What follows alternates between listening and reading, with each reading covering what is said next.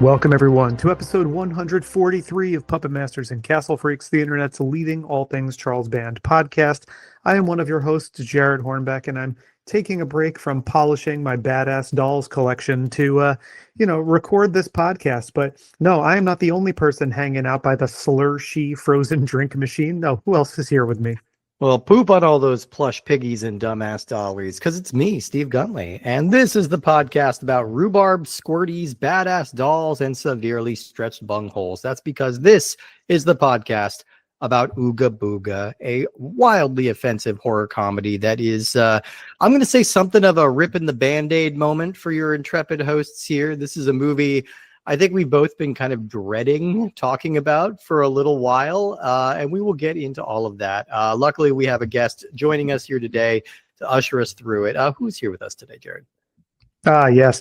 No, we have a really awesome guest. If you have been up on any of the amazing stuff that's been coming out of Glass Eye Picks of late, you've probably seen our guest, Rigo Garay. He was recently the lead of Chris Scotchtople's Crumb Catcher and also has a part in Larry Fessenden's Blackout. Just a really great up and coming actor who's about to hit it big in the New York horror scene. Someone that I'm proud to call, like a friend and someone who I see around in all these circles. Rigo, thank you for taking the time to join us. We're really happy to have you. Hey guys, thank you so much for having me. I'm a big fan of the show, and Jared, I mean, you and I are pals. We've known each other for a bit, and it's always good seeing you at I feel like I see you at every horror community party, but I also see you at the movies all the time watching a couple of classics at Nighthawk. So it's always nice bumping into you. Well, Rigo, I'm so glad you said that because there's part of me that felt that Steve thought I was making all of these things up. Yeah. Like part of me felt like I would tell Steve about these things I was going to and these things I was seeing. And I thought there was like a little part of him that thought that I just, had this fantastical imagination that I was pretending to do all of these things. So it's really validating. It's vindication. You have to admit, it sounds like a made up name. Larry Fessenden. What you're making that up. That's a magical creature. Oh yeah, no, Larry's very, very much real. He's if you check my my email inboxes and phone call logs, he's very much real. It'd be even scarier if he wasn't, though. He's still in your email and all that. And he's, yeah. No, I'm a huge fan. Yeah, I mean, Larry is the best. He is, you said he sounds like a magical creature, and he kind of is. But honestly, Rigo, you're totally right. Like, I see you at all the parties. I see you at the movies and all of these events. We get along really well. We've known each other for a while. So I guess my first question to you as a guest is, why did you do this to us? Yeah, that's right. This was your pick, wasn't it? This was your selection. I'm curious. Did you have any exposure to this movie prior to this episode, or is this your first time discovering it? No. So basically, it's interesting in Puppet Masters. I believe there's another little guy that looks very similar to the Ooga Booga creature. No, or like in Trilogy of Horror, I know there's like another little guy that looks very similar to him. Oh, Trilogy of Terror. This is definitely riffing off of Trilogy of Terror. We'll get into that a little bit. Yeah. And honestly, I always thought Ooga Booga was about him. When I actually watched it, it's something completely different. So I had no idea. I was completely and whatever. I mean, and then I looked into it and all that, and I'm just like, you know what? I still kind of want to stick by it only because why not go into the controversial one, and why not go into the uneasy one? I mean, I think I'm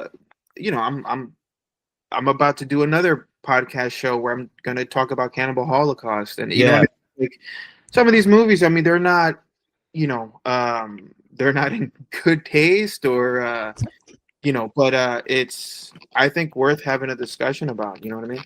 For sure. And this is definitely one, look, we're well-meaning liberal white guys. We really try to meet these movies where they are and try and put it in context and stuff like that. And sometimes the material we're given just kind of stretches our good nature a little bit.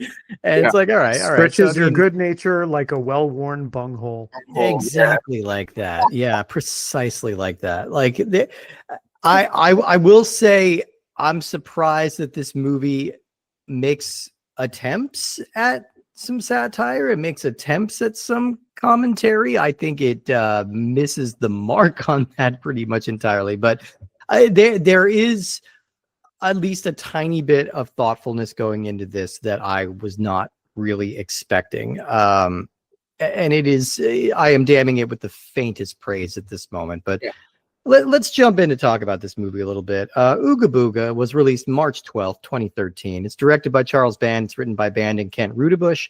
And it stars Sierra Carter, Gregory Nebel, Wade F. Wilson, Chance Reardon, Maddox, Patrick Holder, Tom Massman, Corey McIntosh, Amber Strouser, Kyle Kesnoy, Dallas James, Gregory Blair, Charles Hutchins, Siri Dahl, Karen Black, and Stacy Keach. Yeah, that's right. I did the entire cast because every single one of them got a title card in this movie. So I'm like, yeah, you know what? Why not? Those people and half of the continental United States got credited in the opening credits of this movie. Yeah, They're yeah, so absolutely. long. This is how I got my SAG card, actually. Yeah, I didn't even know I was in this movie. Now, all right. So you mentioned it once before, Rigo, but I think the clearest inspiration for this movie is the 1975 made-for-TV movie Trilogy of Terror. For those who are not familiar with it, this is an anthology movie. It's 3 stories of terror told, all starring actress Karen Black, playing different characters in each one of them. But, you know, it's called the trilogy, but really it might as well just be one movie because the only thing that anybody remembers from Trilogy of Terror, and rightfully so, is the last sequence in which Karen is assaulted by a tiny Zuni fetish doll that comes to life and starts like savaging her. Now, it's very clear that this movie made a big mark on Charles Band because it's sort of the first tiny terror movie. It is. It definitely predates any of his tiny terrors by a good number of years. And you can kind of see the seeds being planted in that film. And that's a really, if you haven't seen it, that's a really effective, really scary little sequence. It's a lot of fun. It's the exact right length. I think the whole thing is like 20 minutes start to finish. And it definitely made a big impression on horror nerds to the point, like, in all likelihood, you've seen that little figure, that little sharp tooth figure. Like you've probably seen that little guy without even knowing necessarily what it's from. Like if you've been around horror circles long enough, right? Like I've seen merch for that thing. Yeah. So this is very clearly an homage to that, down to the fact that they have Karen Black playing the character in this movie. At one point, apparently there was a line in which she would have looked to the camera and said, "Oh, not again," and they cut it out of the movie. But either way.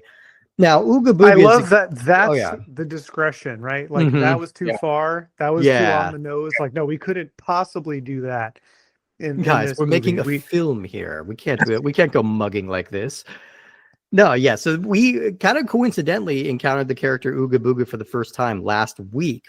I think neither of us realized that this character is a spin-off from another movie called Doll Graveyard, which came out in 2005.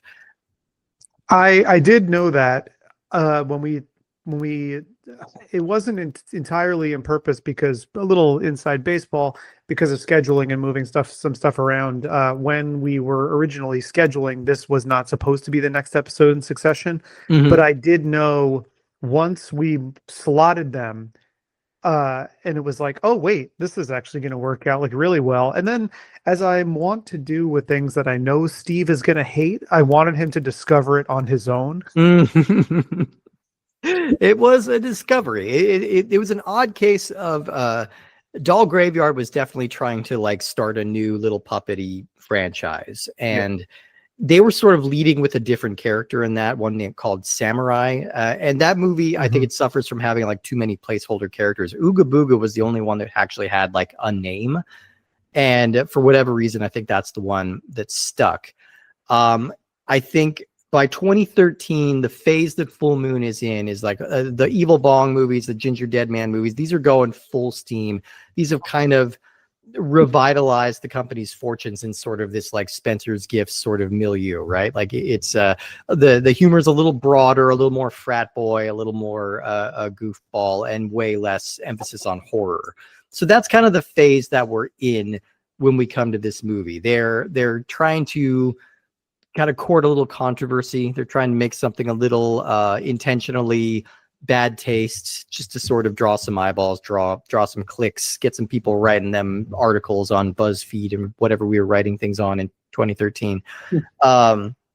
Kent Rudebush, who is the screenwriter who's been cranking out full moon movies since 2011's Killer Eye Halloween Haunt, he saw this as an opportunity to make some social commentary. And I have to quote this line. Look, I don't know Ken Rudebush. I don't want to like say anything bad, but in the interview in Dave J's book, it came from the video aisle. He doesn't come across great. The first line from the interview is, the Trayvon Martin case was still bopping around. So that was one of his inspirations when he was writing this movie. He also tries to give himself credit for not using the N-word a bunch of times in the script. And I'm like, dude, you used every other one. You peppered them in. You went back into like the racism like annals. You went back into the glossary to look for some phrases that haven't been dusted off since the 50s. I don't think you get credit for not dropping that one. And so he saw this idea. He saw a way of making this idea work by imposing like a young black man is killed by a racist white cop, and then it becomes sort of like a revenge exploitation film of sort of, there were a lot of these in the 70s and things like that. So I think they saw it as an intentional throwback to that era. The problem is I don't think they fully have a handle on this. Like, it's one thing to say or to make references to real life tragedies. It's another thing to just kind of use as an excuse for like a lot of really vile shit. I don't know. Yeah, I'm sure Ken Rudebush is a perfectly fine person.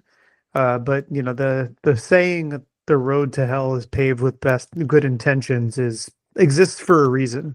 Yeah. Like, I kind of understand wanting to put social commentary into this and tell this story of the, how should I put this, like systemic racism or police brutality or the exploitation of people by groups and systems, is a conversation that we definitely, the Trayvon Martin case captivated the nation a bit to where that conversation was happening. But to me, like, the national conversation around these things in 2013 was so different than it is now, Right. Especially post George Floyd. Yeah. It feels like this, we have access to so much more information, and every aspect is scrutinized and magnified in 2025, really post 2020, in a way that it wasn't in 2013. Right. So I can understand taking that attitude a little bit towards writing the screenplay. I think if this were 10 years later, this movie probably doesn't get made. I think this came probably at the very tail end of when something like this could be made, for sure. But that's kind of what I took from it. Like, I think the intentionality to do, and I guess I was kind of hoping to have gotten further in the conversation before this part comes out. But I think my biggest issue with this movie is, we talk about meeting movies where they are. Yeah. And I think there is maybe an okay intention behind wanting to draw attention to systemic issues or stories of police brutality or things like that. Yeah. The problem that I have with this movie mainly is that I don't think you can tell this story in good faith if at the end of the day you're then like setting up a franchise of action figures to sell and profit off of it. Right. Yeah. I wonder, I mean, I actually went on the website and tried looking around for the toys or for the statues. I mean, they did make some for it, didn't they? They did. They made a line of badass dolls. They're all available for about $14.95. I think you can still find them, but yeah. Yeah, that's nuts. I think even the people who would like proudly display like a baby Oopsie or a Jacko box, like I don't think they would want to have a crack whore sculpture in their collection. because they're not, and I think like Ken Rudabush actually says this too in his interview excerpts, like they're not cool looking dolls. No, Like no. I can understand why like the pimp doll from Blood Dolls, as problematic as that caricature might be, the design is so memorable. Mhm. Here, it's literally just a bunch of racial and sexual stereotypes. Yeah. And like one of the main problems is that Kent Rudabush might be poking fun at the idea of like, because we haven't even talked about this, how this movie opens, which is Yeah. an insane kind of cold open. Well, not a cold open. I guess the opening credits happen first, but the opening set piece of this movie to then connect to where the movie goes is insane. And the fact that this Hambo character is, kind of has this harebrained scheme of marketing these dolls. Maybe what Ken Rudabush is trying to say is like, if you're somebody who thinks these dolls are cool or funny, you're sort of like this despicable character, but that's not made explicitly clear. Hmm. And all of that kind of commentary sort of goes out the window when you actually sell the dolls, like Yeah, yeah, totally. And I agree with everything you guys are saying. And it's interesting. It's like you know, I think in his mind he was writing this very progressive story with this social commentary attached to it. But it's like, at what point are you just writing this really fucking racist thing? And it's I think the dangerous thing about it is like, the intention was just like, okay, I want to make a commentary about this specific thing that is happening. And but like, what are you saying about it? You're not saying anything. And that's the real issue, is like, he's not saying anything about it. It's just like, this is what this story is about. But it's like, you're not adding anything new to the table. All you're doing is just replicating what happens in real life and then just using it in your horror story, and you're not really saying anything. There's nothing to be discovered or anything. I mean, there's nothing to even be, and that's the true danger about not danger, but that's the issue with the whole thing. yeah. I think you can rightfully use that word. What this reminds me of, and this is one of the oddest references to something that I think I'm going to make, but I think it's fitting, is it reminds me of the song "Money for Nothing" by Dire Straits. Okay. Because if you listen to that song, Yeah. the song, first of all, the album version of the song is 8 minutes long, Mm-hmm. right? And I mean, the song, for all intents and purposes, classic, unmistakable Great guitar guitar riff, riff, like yeah. just great build up in the song, amazing music video that was, really revolutionary at the time and all that. But the second verse of the song drops not one, not two, but three F slurs. And the craziest part is that when the song was edited from 8.5 minutes to like 4 minutes for radio, that verse was not edited out. Mm-hmm. And the reason that Mark Knopfler gives is he said, "Oh, well, that's based on an actual conversation that I heard. Like I heard these guys working in a store. This is verbatim the words that they said, and so I wanted an authenticity to that." Which I understand, but the problem is that when that's not explicitly known or stated, when you have like somebody from a discernible group hear those lyrics, they're associating them with you first. Right. Yeah, and so somebody hearing that song would be like, "What the fuck? Like, what did he say? Like, why would he say that?" Right. Then the context is not understood, without being explained. It's not obvious. And so it makes the kind of I hate to use this word as a mid 40s man, but it makes a kind of a cringy moment in the song where you wince a little bit, because it's like, I get where he's going with this.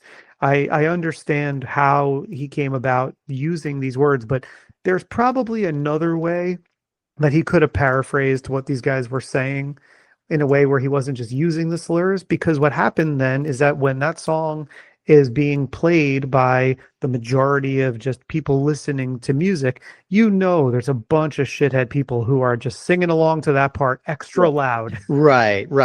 Yeah. Absolutely. And it's interesting. I mean, you're totally right. And it's I feel like media, like something like that, even though that song's amazing, but something like that song or like this movie, there is this a certain type of person out there that is the freedom of speech warrior, like the Joe Rogan type of guys that are Right. all about like, oh, well, PC culture is like stopping us from like, why can't we make a movie about this, and that, and the third? And it's like this is like a clear reason why you kind of can't. I mean, and although it's nuanced, there's some gray areas. Sure, fine. In my opinion, I think making movies and making art that may not particularly be what you are. Again, there's some art out there that was made by other people that aren't part of the world, whatever. But Yeah. I think that this is an example of why people don't vibe with that, and it's because it's like you don't it's kind of an easy thing to do when you're not part of that demographic, is to like have these really insensitive depictions of that demographic. You know what I mean? Right. Well, and it's always the argument that like, we need to be able to say these words for comedic effect or whatever like that. Like that's the defense that these dudes always have. And ultimately they don't really have a take or a joke. They just want to be able to say these slurs, and that's kind of where I felt like we ended up. And the frustrating thing is I feel like they just kind of like whiffed right past a way that you could have made this movie work. Like there's a moment in this movie that made me realize like, oh, this is something you can do. When the young man is first being given the large size Ooga Booga doll as a gift, right? We take a really long moment with that actor and the doll, and he's just kind of locking eyes with it. And you're seeing this kind of contempt and this kind of like anger and this kind of shame in his eyes, because it's like, this is the way I would have been portrayed in the movies like 50 years ago. This is this stereotype that has been like this really grotesque, like ugly stereotype. He's a young medical doctor. He just, got his license. He's ready to kind of start this like prestigious career. And then he gets cut down and gets trapped in this sort of broad, ugly caricature of what the culture always thought he would be. So there's this idea of him fighting against these expectations, of being trapped in his worst nightmare.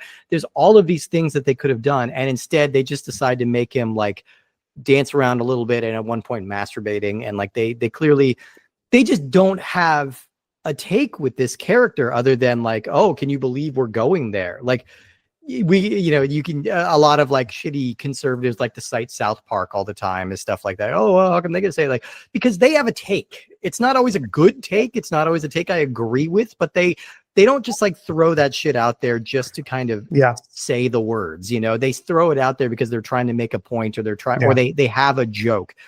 Ooga Booga doesn't have a joke. And Ooga Booga is a very specifically modeled, with the kind of frizzy hair and the bulging eyes.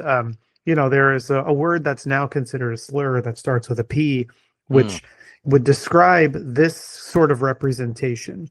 Yeah. And, you would see it. There was kind of a fascination with this type of character dating back to minstrel shows and dating back to advertising campaigns for brands and things like that. It was this version. I mean, even bled into comic books and things like that. I mean, and even into things that were still syndicated in the time when we were kids. Like I can think of seeing like Little Nemo and Slumberland comics and how Winsor McKay would draw characters of color.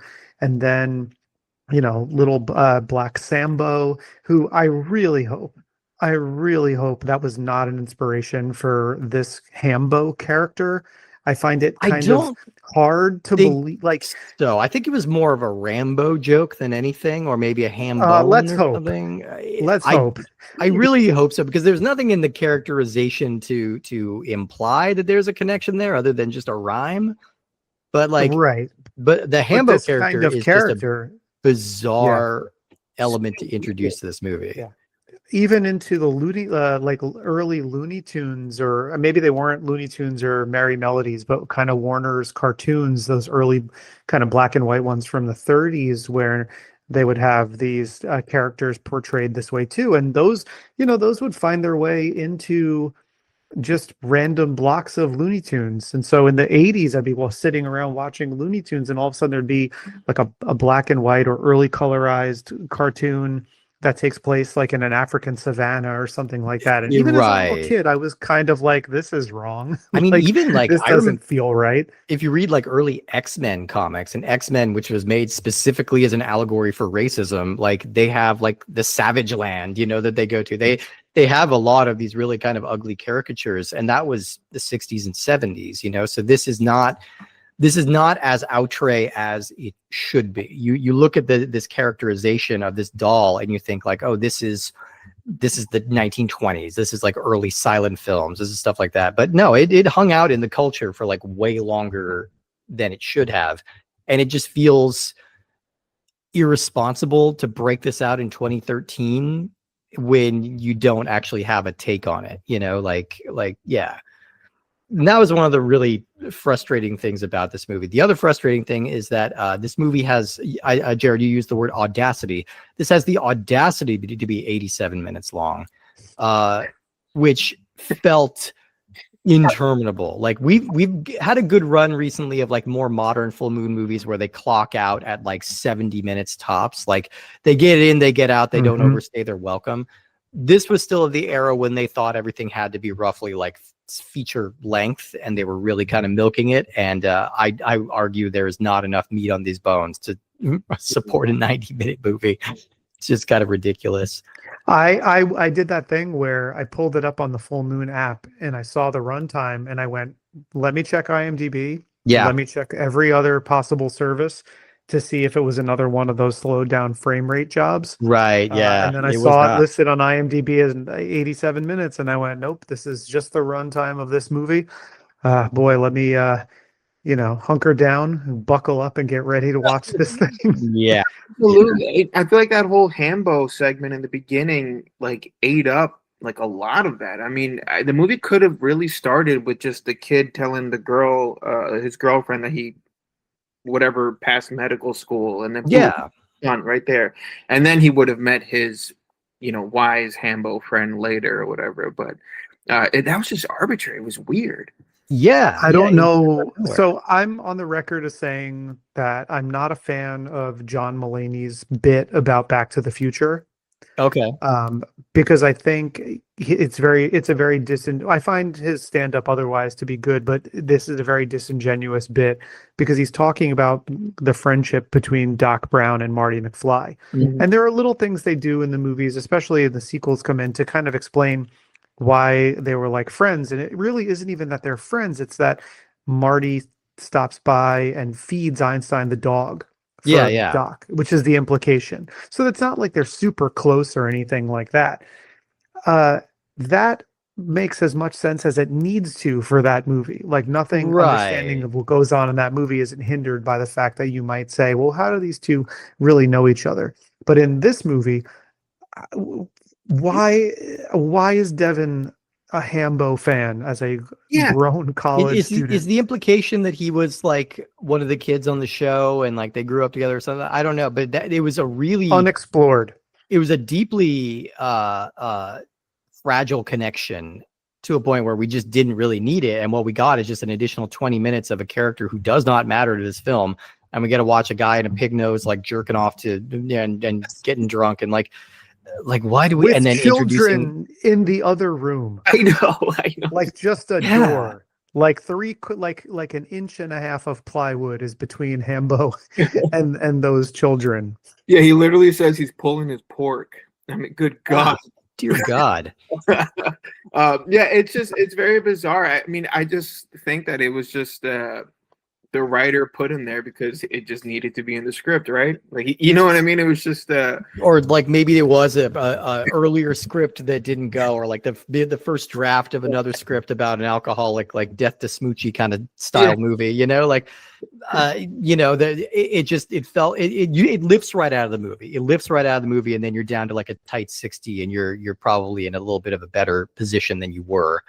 It's still not a good movie, but you also it just feels like it's crammed in here to introduce the idea of the badass dolls, which was that we reference them, but that's the doll line that Ooga Booga comes from, and there are several others, and I'm not even going to name all of them because one of them is just straight up a racial slur, and I'm not going to say it. But and then the fact that they did, like, in the movie they are criticizing these as racist and stupid, and who would like these. And then the fact that they have the audacity to turn around and sell them after that. That's my biggest, I've said it a few times already, but that's really my biggest issue. And the whole Hambo intro really, like you said, exists for no other reason other than to set up the idea of like, well, what disgusting, like, perverted creature could possibly design these dolls and think that they're cool. And then that's the plot device that gets the Ooga Booga doll to Devin, where you could have just he could have been walking with his girlfriend in an antique store and saw that and said, "What is that?" And someone said, "Oh, it's an Ooga Booga." And he, like you said before, Steve, looks at it and has maybe a moment where he wrestles with the idea that this, how far he's come compared to the depictions of, people of color from years ago. And he could have had the doll on him when he got to the bodega and like that, you know what I mean? And then he could have just the whole sort of like transference of the soul part could have still happened. Like, you don't need Hambo in this movie at all. The reason it's there is because it has to set up like a scumbag toy line. And then, I think that the implication is supposed to be, look at how outrageous these things are. And I think if the movie had ended where like the toy line is destroyed and then Devin's soul leaves Ooga Booga and he somehow rematerializes as a person because his unfinished business is now finished, or the doll just becomes completely inanimate and he's gone, but he was able to avenge or what he was after, and then that's the end of the movie and there's no subsequent toy line, I'd be a little bit more forgiving about it. But you can't set them up and be like, look at how terrible these are, if you're then going to be merchandising based off of it, because it makes it really unclear.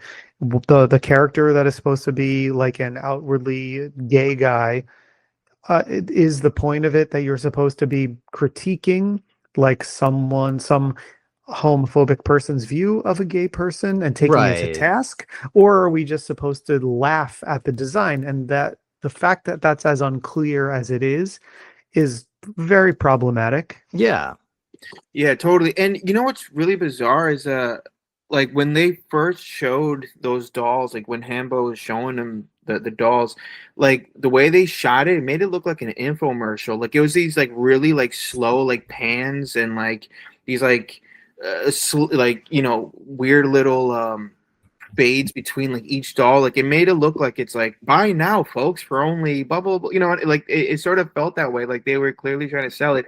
And then the closing credits and the credits of the movie, they like showed the dolls again.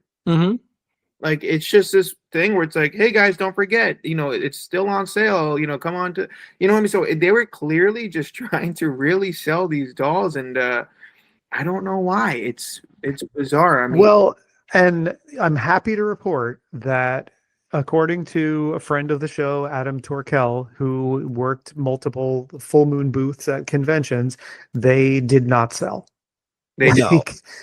No. And he said he only had one story about someone buying one of them, and that it's actually quite a sad story, and he didn't want me to tell it on mic. So they're not exactly hot items that were flying off of the full moon table, which is good. And again, it should be noted that they don't even look functional as dolls. They look like porcelain or ceramics. Like, remember when you were like a little kid and you would go to a place for a birthday party to make a ceramic and paint it? Yeah. Yeah, That's what these were all fired in Stephen Miller's kiln. Yeah, this is just like these are really hard to look at, and they're not even even if you're a collector, they're not even functional as toys. Like the tagline for this movie is "Racists Beware," which I don't know about that, but the tagline that they put on the dolls were "Racist Collectors Beware." Which doesn't even make sense because, like, what are we sticking it to racists by buying these dolls that depicting really broad Asian stereotypes? Like, what are we doing? Yeah, this is the messaging of this is very mixed, and It was just a it makes it big hard. whiff. Yeah, and Yeah, I agree. I think a big whiff is kind of a good way to describe this. It's like this is just a misstep. Like and it this was something that a person had an idea because, okay, we talked not on this show, but as guests on Movie Dumpster, we talked about Ragdoll. mhm. And there are some similarities between this and Ragdoll in terms of like, largely cast of color, a doll that is sort of like a cultural relic in some ways. The difference there was that there might have been some fleeting moments of comedy in that movie or funny dialogue exchanges, but really that then leaned into the horror and Right. the tone of the movie made more sense. Again, very cheap movie, and I think I applaud Ted Nicolau and everyone who made that movie for making it as effective as it actually is. You can't hold up a microscope to real world problems like this Right. and if you're making such a broad comedy. That's really Totally. my biggest issue, is that you could have done this, but you maybe couldn't have because the design of Ooga Booga is so ridiculous that I was going to say, like, you maybe could have leaned into a more straight, like, you obviously have to play it for some laughs, but you could have leaned into a more like the third segment from Trilogy of Terror is not a Right. comedy segment, and it's really effective. Or you could have I made it like I a parody, kind of like a reverse Watermelon Man or something, where that maybe it's the racist right. white cop that gets trapped in this doll, and he has to encounter like that kind of like horrifying racism and like having to live with being this like Well, grotesque stereotype. Yeah, and this like was done well, let's see, 2013, 18 years earlier by Rusty Cundiff in Tales from the Hood. Yeah. you get Tales from the Hood. I was thinking also like Spike Lee's Bamboozled, which is like a really yeah. like a really good kind of way of parodying these horrifying tropes that were kind of like being leveled at black people throughout like film history. Like there's all kinds of different ways you could approach it. And I think the moment that really killed any kind of goodwill for me entirely, almost it was the insert shot of Ooga Booga jerking off to be clear, not to like a sexy woman in the shower scene. It is a rape shower. Specifically, in context of the movie, she was sexually assaulted and then she was taking the shower afterwards, which is often depicted in movies, and it's like become kind of a trope in itself. And like, what are you doing? You are torpedoing any kind of goodwill that we were supposed to like muster with this by adding this completely gratuitous, gross little shot at the worst possible moment. Like this is the worst real possible moment. Misfire. What was the point? Any shower is a vulnerable moment for a person, which is why I like the shower scene in Psycho still works so well. A shower after something like that is an incredibly vulnerable moment for a person. And it's also tonally just a weird, like 5 minutes earlier, you're in this stupid over the top Ooga Booga movie. Then, the main character, well, I guess she sort of becomes the main character once Devin is out of the picture, but she's first billed in the movie. The character of Donna walks into a back alley, and then this becomes a Michael Winner movie. Yeah. And then it continues for this scene then to follow that is so tonally off the rails. Yeah. That like I don't put it past people to kind of check out from it. Like we're talking about the conversations that, you know, maybe the intention of Kent Rudabush to have about race relations. You know, you liken it to, you mentioned Spike Lee before, and I think about the scene in the mirror in 25th Hour, or the montage in Do the Right Thing, where they're airing their grievances about the other races. Those scenes work in the context of like high drama. That a scene like that scene in Do the Right Thing doesn't work if it happens in the middle of like, I now pronounce you Chuck and Larry. Right, exactly. Yeah, yeah. Yeah. How horrifying. Yeah. And it's just it was a very weird choice. I mean, was it supposed to be comedic? I mean, was that the intention? Was it supposed to be funny, or was it, I mean, in a weird way, supposed to be romantic? Well, listen, I'm going to do something I don't think any listeners ever thought I would do, which is I'm going to give a compliment to the movie The Ginger Weed Man. Oh my God. Oh boy. In that That's there where we've is a come. scene that, and I think it's actually in Ginger Dead Man, in one of the Ginger Dead Man movies also, there are just cut shots to like the puppets jerking off. And in those ones, they made me laugh because they're in like a really absurd setting. Like one of them, he's watching this very like butch woman sit on the toilet. And so it's like the absurdity of that situation and the cut to and from the doll, like the puppet jerking off. I'm like, I'm a simple man sometimes. I got Sure. a little laugh out of that. This was not appropriate for that because this is happening at a time where a character is responding to being essayed and is, you know, like having that moment in the shower of cleansing themselves from this to then, you know, be another intrusion of sorts. It's really icky. I get that they want to insert these moments of levity with the puppets. And I will say this, I'm shocked that this is what's going to segue me into saying a few complimentary things, but here we Okay. are. All right. All right. I think the puppetry is not terrible. Like I agree. it's I agree. Chris Bergschneider, I think, Yeah. is doing it, and it's not bad. I will say that again. I don't particularly enjoy the design of the puppet, but I do think that, you know, it moves as fluidly as something that wasn't, let's say, like Dave Allen's totems from like Puppet Master 4 and 5. Sure. And I think that's not bad.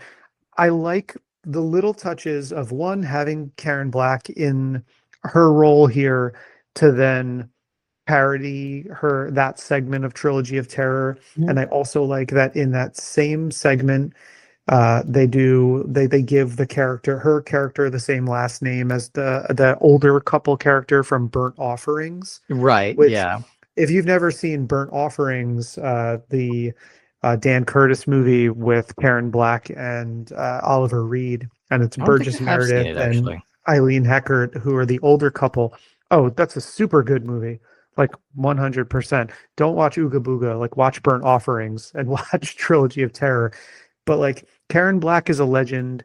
I like the fact that she can poke a little fun at this. Like those moments, I was a little more engaged because it's like the parody, over the top, broad nature of it makes a little bit more sense. And even though I didn't particularly care for a lot of the stuff coming out of his mouth, you know, to see Stacy Keach showing up, getting a paycheck, chewing some scenery, always a little bit of fun, despite the fact that it's obviously like a reprehensible character.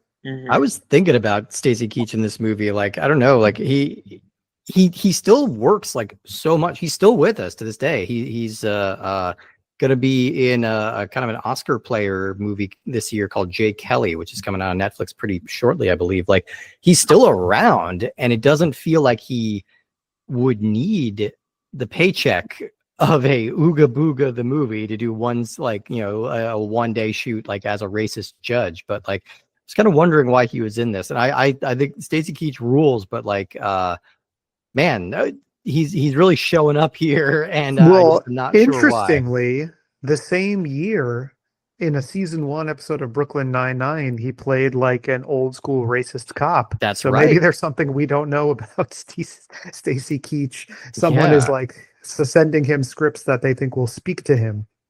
Yeah. Yeah, I think he did Nebraska not too far after Ooga Booga. That That's was right. a movie which was like really highly acclaimed. So yeah, I agree. It's kind of weird. Imagine your agent sending you that one. Yeah. Yeah, Yeah. because it's not like he's in like an Eric Roberts zone of just Yeah, like, exactly. look, if you give me $3,000, I will appear in your movie. Like it's not just like, he doesn't.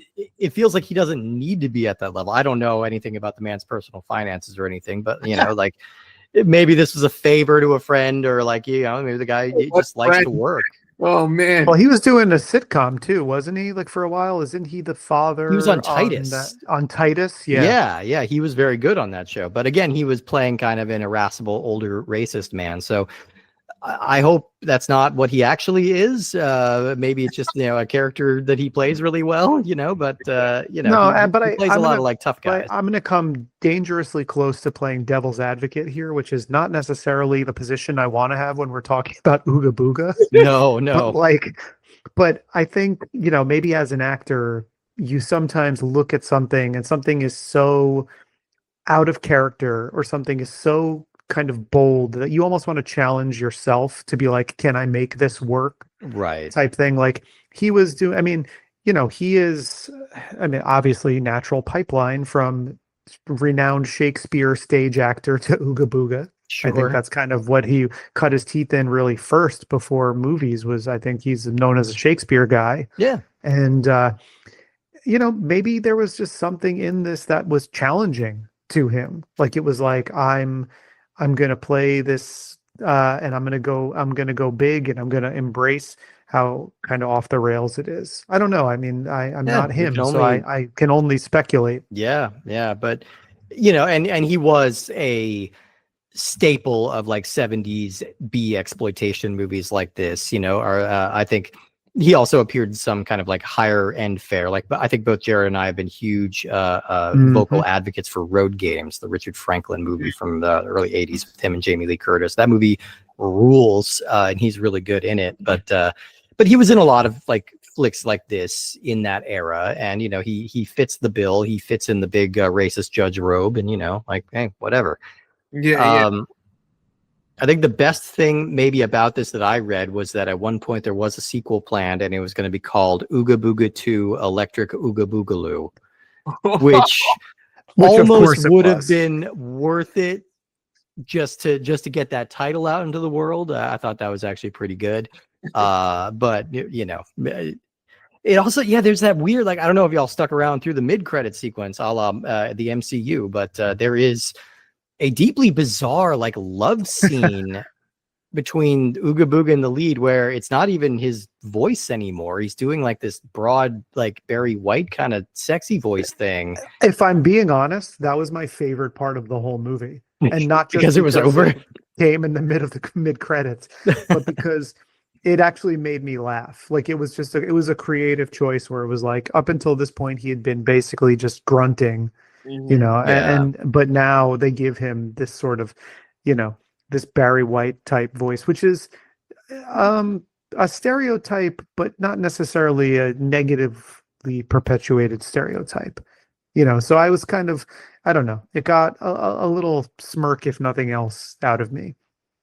Yeah, totally, man. It's funny. I was looking around some conversations about this movie, and one thing that kept popping up is a lot of people somewhat consider it as a blaxploitation movie, which is kind of weird. I don't know if I necessarily agree with that, but it is interesting because a lot of blaxploitation movies is about revenge, and it is about like, a loved one being shot by by the man, and then the hero goes and finds them all one by one, and there's just so many movies like that. So it is very. It's like, again, I don't fully agree with it, but it's interesting that those that they sort of. Well, I think that's what you could say this aspired to do. Like, I think that's the intention.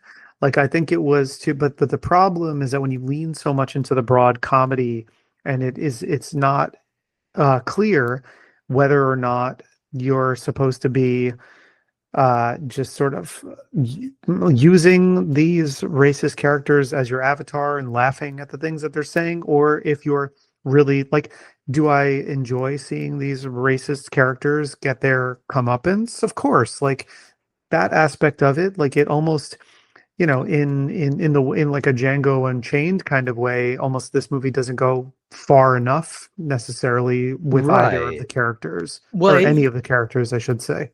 yeah, and it's clearly that's another route they could have leaned into to make this premise like a little bit more bearable. Like make the female lead like she becomes like a Cleopatra Jones type, who is sticking it to the man because like she's out on this like roaring rampage of revenge. There is a long tradition of like rape revenge movies like this, which I've complained about in the past, but like because it always feels to me like they're doing like the have your cake and eat it too kind of thing, right? Like we are going to degrade these women and show them getting abused and assaulted for like ways that are like kind of meant to titillate and meant to shock, but then we also get to have her go on this bloody rampage spree, so like all the people who did her wrong like get their comeuppance, right? There's a route you could have taken with that too. And weirdly, I think this movie spends so much more time with like the white thugs, like I feel like the majority of this movie is spent with these three kind of guys who like knock over a liquor store. And if you want a real blast from the past, one of these guys is Maddox, okay, Can I come out and say I have no idea who this person was? I only knew who this person was because I was working at Barnes and Noble around the time that he was popular. Maddox was like kind of a popular blogger, like a comedy blogger, who sort of helped perpetuate this idea of fratire, right? Like frat boy humor that you couldn't quite tell if he was making fun of this sort of thing or if he was embracing this kind of thing. And I think it sort of came around where he was just like embracing it. He was sold at the same time as like Tucker Max, like I hope they serve beers in hell, kind of that level of kind of like repulsive shit. And people were always buying his books at Barnes and Noble when I was working there. And it's like, I think he's a little bit more satirical than Tucker Max was. Like, I don't think he was fully like embracing it, but that was the crowd that kind of embraced him. And he's playing one of these thug characters in this movie, which just really kind of rooted it in time for me. I'm like, oh wow, that's a name I haven't heard in a long time. Yes. Wow. He's also terrible. Like he is he's a an bad awful actor. And like I hate to just say blanket statements like that about people here. I mean, usually we talk about acting choices and things like that, but this is almost to the point where it's like a non-performance, to where I realized I looked at him like, okay, so this guy is giving this performance. Mhm. He has no energy. He is billed as a one-name person. I wonder if there's some story behind this. And then I read about who he was, and I had no idea, but I could tell he was a non-actor because it was just like he's given kind of a lot to do. Of the three thugs, he's the one who has the most dialogue, and it's a really interesting choice, and I think he is a very unconvincing. Anytime he just seems really unnatural in front of the camera. Like it's fine if he's an internet personality and a blogger and an author, like that's fine. He could be totally fine at all of those things for all I know. But in terms of a performance, it was so glaring and so obvious that he was a non-actor that I had to look him up, because I was like, there's got to be a story behind this person. Well, and that's just kind of part of the reason why I can't like get on board with the blaxploitation narrative, even though they're leaning on those tropes. This is a movie that seems very disinterested in the black characters. We spend very little time with them, and most of it is just kind of about wallowing in this filthy apartment, with these gross dudes who are doing drugs and just being idiots. And like, I don't know. There are all kinds of different roads they could have taken that could have made this a little more palatable, made this a little more pointed, made this a little bit more anything. And I feel like they just kind of miss the turn every time. Yeah. You're with like the bad guys a lot. I noticed like you're with Officer White. It's very interesting. And then you're totally right. You barely see the moments of the hero. Yeah. And it was just so, I feel like her story was just so lackluster. It's just like, okay, well, like, tell me where to go, and I guess I'll go shoot the bad guys. It just didn't, you know, yeah, it none of it felt earned, really. Um, No. yeah. Also, speaking of like the the cops, what was that one really weird scene where she confronts the second officer that was with Officer White? So Officer White was like the really deplorable racist one that shot Mm-hmm. the kid in the beginning, Yes. and his Yeah. partner, which is the younger guy. So then her and in the doll, they go into his home and they find him walking in, and he's like, please don't shoot me. And he shows them a picture of him and his family, and he's married to a black woman and they have children together. And the the doll and our hero just like, okay, you can live, you're fine, you're cool. It's Not totally only that, again, that just feels like such a like a Republican talking point that's just yanked out. It's like, oh, I can't be racist. I have a black wife. What are you talking about? Yeah, it's that shit. and not only that, but he has a moment where she has a moment of realization of like, oh wow, he has a black wife and mixed race children, and he goes, you you can't say anything. Like, this guy's your partner. He doesn't know who your spouse is. He doesn't know who your Yeah. children are. Like, was it their first day together on the like on the forest being teamed up? It doesn't make any sense. It's just like, it's a very straight, like, it would be more interesting if in that scene they sort of tackle why he, allows Officer White to behave the way he does when he has, a wife who's a person of color and mixed race children like that. Then that would be more interesting. Yeah. I will say, to damn this with the faintest of praise, um, the guy who plays Officer White, Gregory Nibel is his name. Uh, Not a bad cop guy. And I looked at his IMDb, and he's made sort of a career out of one episode arcs playing cops in TV shows. And I'm like, he's got a decent enough kind of cop look. He's got the gravelly cop voice. Like, I thought, he was fine, and I believed him in that role. And I'm not surprised to see that he has made a career out of doing that kind of role. That made sense to me. Yeah. Yeah. He's good. Definitely a lot of guys like that. Let's see. I might have beaten this movie to death at this point. Let me see if I've got any more notes in here. But yeah. Oh yeah. The only other note that I had was that they have a fake Kid Rock song in this movie that I way prefer to a real Kid Rock song. I thought that was really funny. They did the one that was like almost like note for note, like what's that song, Cowboy? Like, it was trying to be Cowboy almost note for note, and they clearly didn't clear it with Kid Rock, but they made one that's so similar that I'm like, you know what, I actually prefer this. It was in the hangout with the three drug addict guys. Mm-hmm, mm-hmm.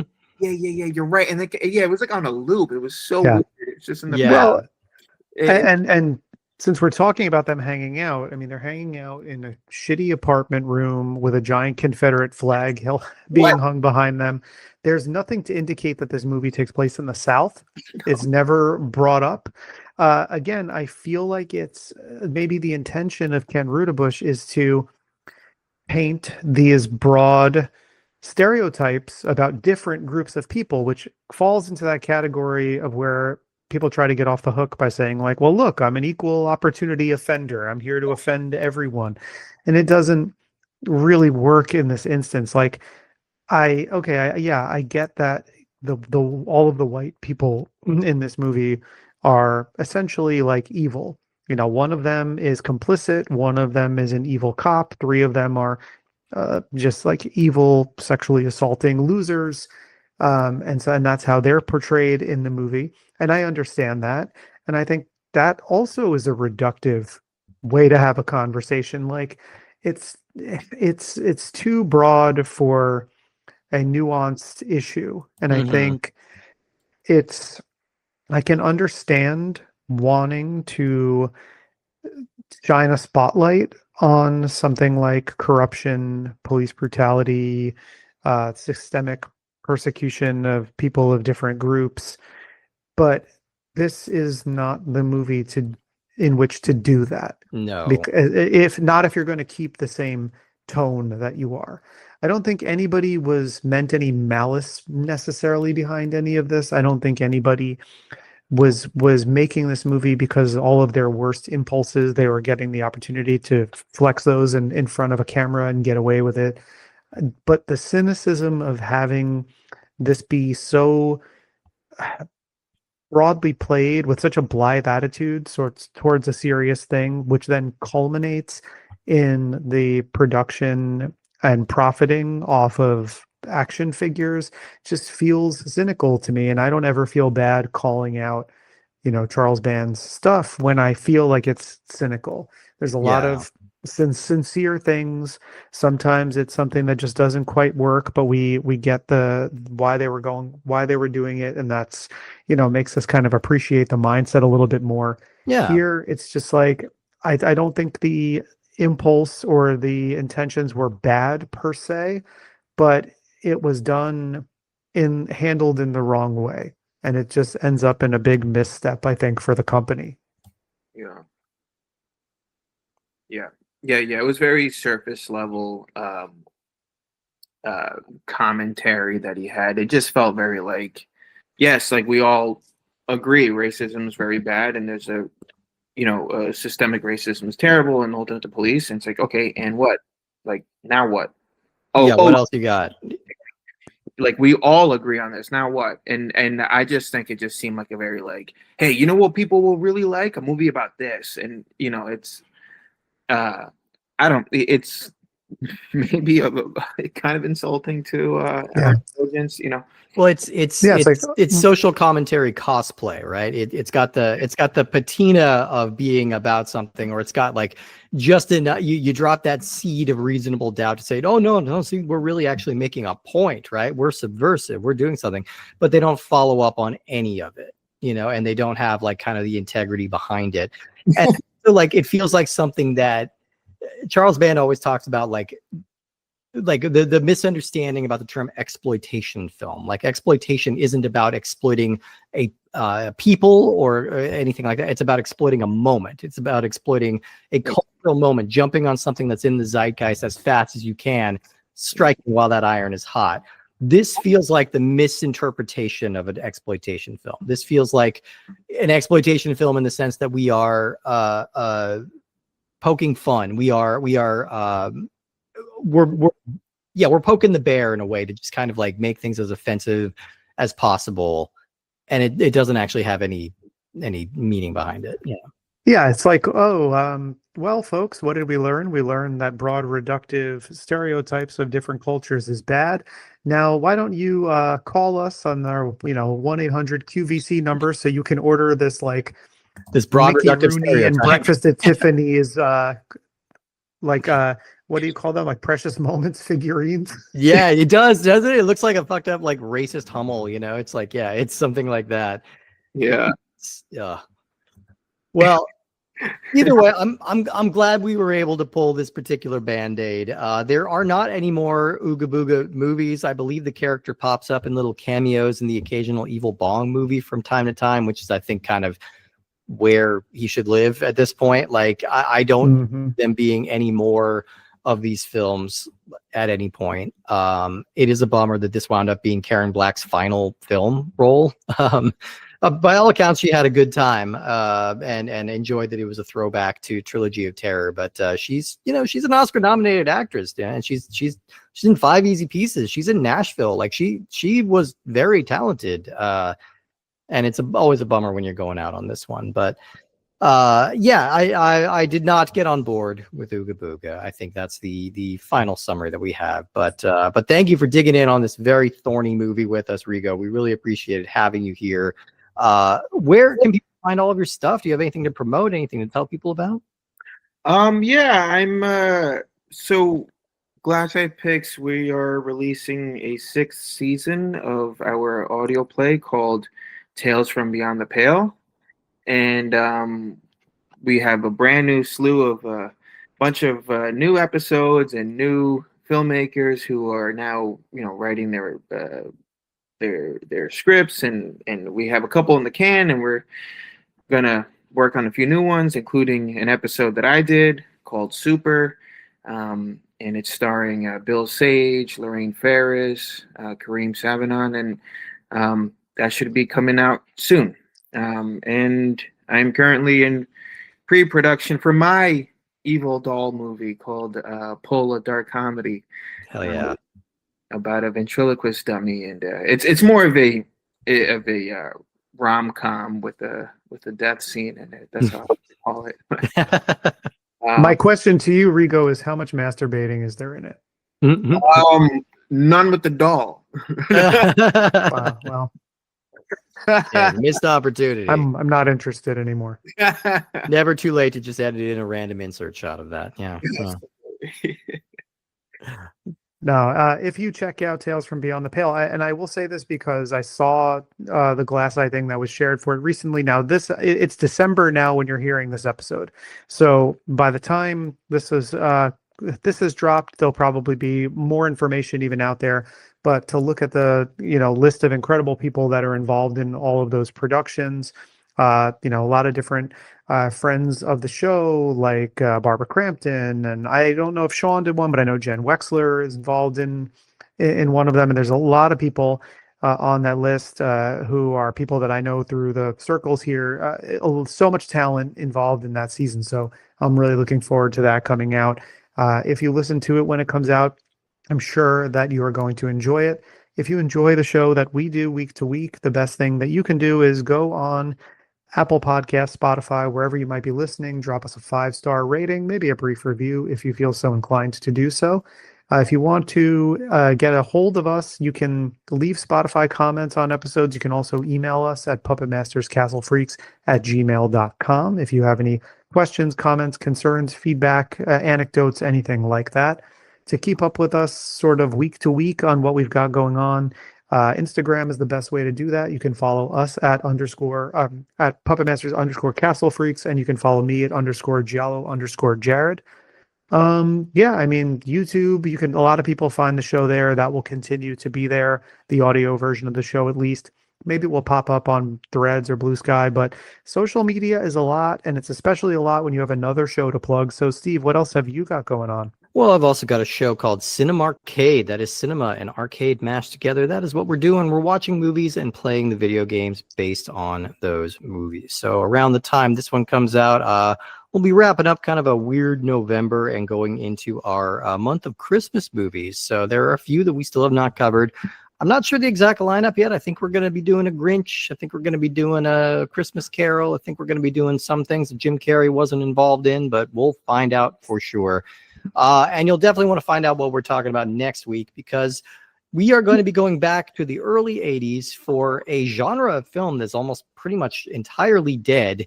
The clip show movie, basically, is I think is the kind of the best way to describe it. We're talking about the 1983 movie Film Gore, hosted by one and only Cassandra Peterson, which is just a movie kind of recounting famous gore scenes from other films. Just a genre that's just like completely dead, and I'm excited to talk about it. Yeah, and also will work very well as a palate cleanser for for this one. I think it might. Yeah, I think it might. It'll be nice to go back to that. No, Rigo, I'm really happy that you picked this because it was fulfilling to have this conversation, to air these grievances kind of that we have about this movie, to talk about where we think their heads and hearts were going into making it. But I'm very glad that this recording is coming to an end now, because my pearls and butthole have been equally clenched for the last hour and 15 minutes. But we made it to the end, and we ripped that Band-Aid off, and I think we all kind of landed on the fact that this is not for us. This is a swing and a miss. This is something they probably shouldn't have done, but we do understand the intentionality. So thanks for bringing this movie to us and kind of forcing us to confront it. If someone didn't pick this movie, we would have probably been saving it for the year 2027 or something. Yeah, probably. Well, I'm glad to have done that, and yeah, I mean, I think I completely agree with what you're saying about the whole takeaway from the whole thing, But yeah, man, this was fun, and it's very. I feel like the movie's very scary, but for other reasons, Not the right reasons. Horrifying. We'll have to have you back on for a better one. We'll vet one out. We'll make sure it's a little more watchable than this one. But yeah. In the meantime, definitely check us out next week for Film Gore. And I'm going to also make a recommendation that you go on any streaming app or buy the Arrow Video Blu-ray of Chris Scotch-DePole's Crumb Catcher to see Rigo in really his first feature lead. Rigo, you're so good in that movie. It's so much fun. I would say everyone go check out Crumb Catcher. Don't watch Ooga Booga. Watch Crumb Catcher. Yeah. Thank you.